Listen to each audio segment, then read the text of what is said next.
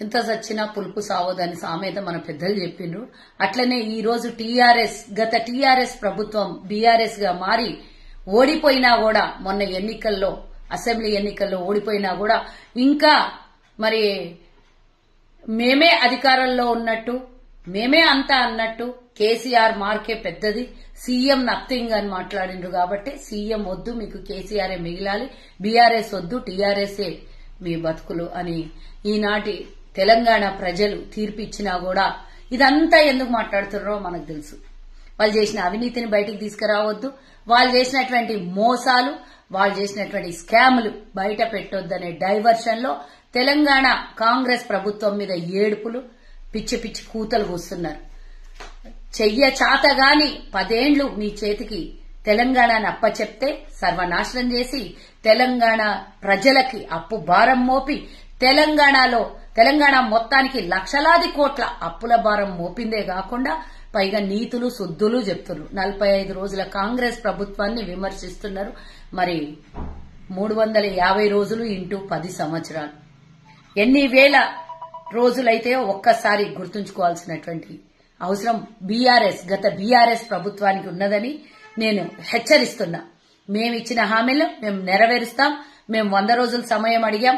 మీరు చేసినటువంటి దిక్కుమాలిన దరిద్రపు తెలంగాణ ప్రజల్ని ఇంతలా దోచేసుకొని ₹1 కూడా మా ఖజానాలో వచ్చిన ప్రభుత్వానికి లేకుండా చేసి అప్పులు తప్ప ఇంకొకటి ఏమీ లేకుండా చిప్ప చేతికి తీసుకొని వచ్చి తెలంగాణ ప్రజల కష్టము, రక్తము, చెమటని ఈ రోజు మీరు దోపిడీ చేసిందే కాకుండా శుద్ధులు చెప్పొచ్చిండ్రు.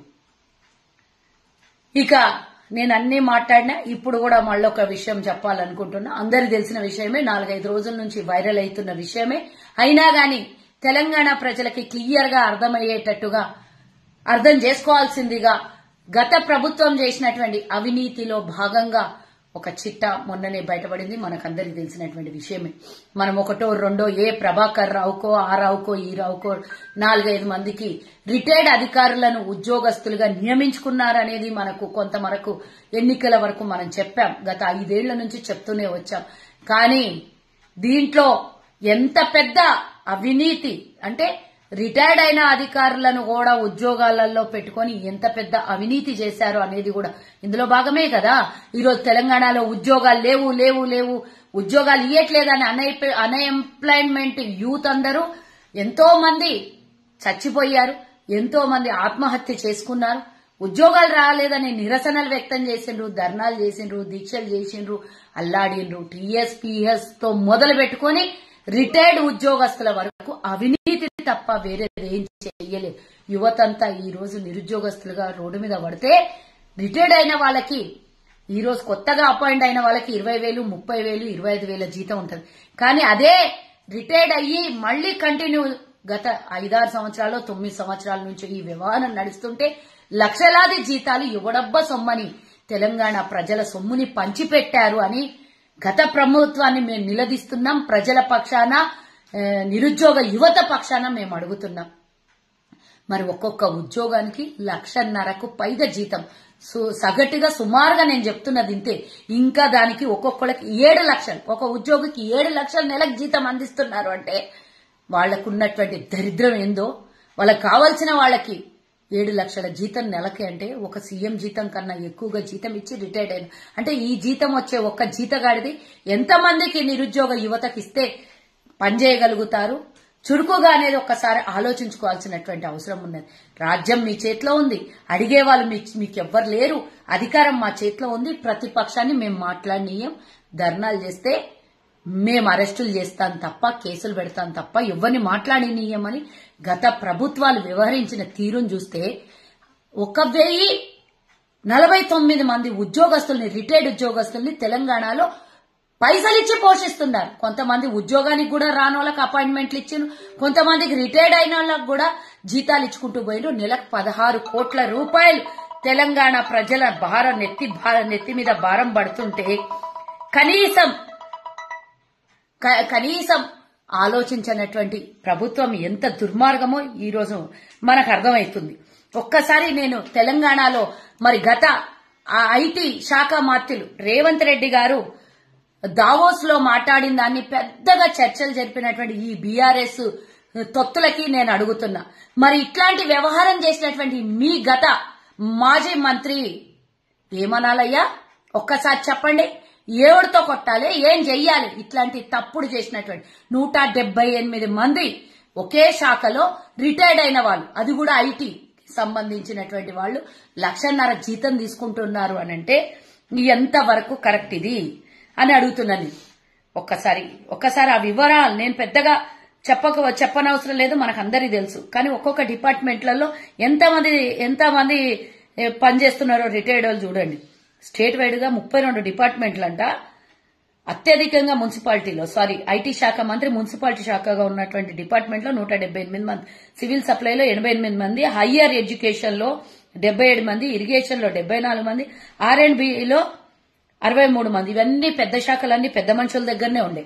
మరి ఇవన్నీ పెద్ద శాఖలో ఉన్న పెద్ద మనుషులు వాళ్ళకి కావాల్సిన వాళ్ళకి రిటైర్డ్ అయినా కూడా వీళ్ళు ఏం పని చేసినా కూడా వాళ్ళు ఏమి నోరు మెదపకుండా సంతకాలు పెట్టమన్న కాడ పెట్టి, ఫైల్స్ పాస్ చేయమన్న కాడ పాస్ చేసేటోళ్లకు తీసుకొని వచ్చి 16 కోట్లు నెలకు తెలంగాణ ప్రభుత్వ ధనం కోత పెట్టి వాళ్ళకి జీతాలు ఇచ్చిండ్రు అంటే వీళ్ళని ఏం చెయ్యాలి ఒక్కసారి ఆలోచించండి. ఇవన్నీ చేసిన మీకు మళ్ళీ కాంగ్రెస్ ని, ఈనాటి ప్రభుత్వాన్ని ప్రశ్నించే హక్కు ఉందా అని అడుగుతున్నా. ఇవన్నీ ప్రక్షాళన చేయడానికి దగ్గరగా సుమారుగా ఇంకొక 10 రోజులైతే, దగ్గరగా 10-12 రోజులైతే 2 నెలలు అవుతుంది. ఈ ప్రక్షాళన చేయడంలోనే ఇటు కాళేశ్వరం ప్రక్షాళన, అటు ఎలక్ట్రిసిటీ ప్రక్షాళన, అటు సివిల్ సప్లై ప్రక్షాళన, ఇటు ఉద్యోగాలు రిటైర్డ్ ఉద్యోగస్తులకి వీళ్ళెంతమంది దొంగలుగా రిటైర్డ్ అయినా కూడా ఉద్యోగాలు కంటిన్యూ చేయించడం, ఇవన్నీ ఒకటి తీస్తుంటే చీమల పుట్టలాగా గదులుతోంది ఈ రోజు కేసీఆర్ చేసినటువంటి అవినీతి. కేసీఆర్ కుటుంబ సభ్యులు, కేసీఆర్ వర్గం చేసింది.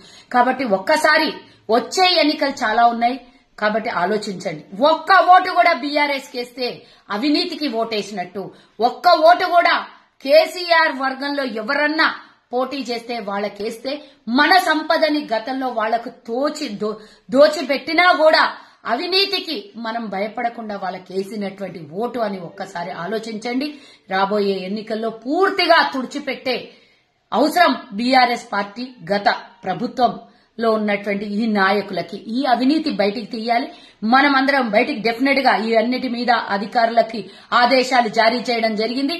వీటన్నిటి మీద కూడా డెఫినెట్ గా ఎవరైతే ఏ డిపార్ట్మెంట్ లో ఇలాంటి అవినీతి చేశారో అందరికీ తప్పకుండా శిక్ష పడుతుంది. డబ్బు వాపస్ తేవాల్సినటువంటి ప్రయత్నం కూడా చేయాల్సిన బాధ్యత, అంటే అవినీతి చేసిన జగన్ ఇక జీతాలు ఇచ్చిండ్రా, ఇక వాళ్ళ కొంపలకు పెట్టేసుకున్నారు. ఇక మిగతా ప్రక్షాళన కూడా చేయాల్సినటువంటి అవసరం ఉన్నది. ఈనాడు కాంగ్రెస్ ప్రభుత్వం చురుకుగా చేసినటువంటి, గత ప్రభుత్వం చేసినటువంటి అవినీతి తీయడంలో నిమగ్నమై ఉన్నది. రేవంత్ రెడ్డి గారు కూడా దావోసు పోయి 40,000 కోట్లకు పైగా ఈరోజు తెలంగాణకి పెట్టుబడుల్ని తేవడము అంటే నిరుద్యోగ యువతని మేము ఈరోజు ఉద్యోగస్తుడిగా చూడాలనుకున్నాం, ఉపాధి కల్పించాలనుకుంటున్నాం.